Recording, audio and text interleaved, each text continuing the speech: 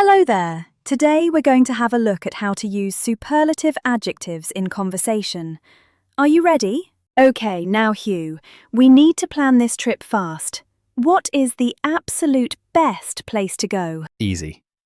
Heading to the coast is the most exciting choice we can make this summer. True, but it is also the most expensive option in the guidebook.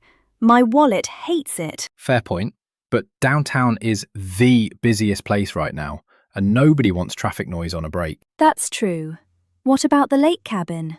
My cousin said it has the quietest atmosphere in the whole county. Oh, and it's near the biggest hiking trail around.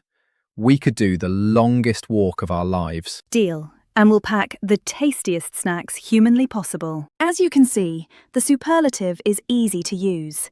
Just add the article the and est to the adjective, like large, the largest. If the adjective is short, but if the adjective is long, then place the article the before it and the word most, like in expensive, the most expensive. Go back and listen to the video a couple of times more to pick up these adjectives, and then try the quiz afterwards. Thank you for watching, and see you next time. Bye!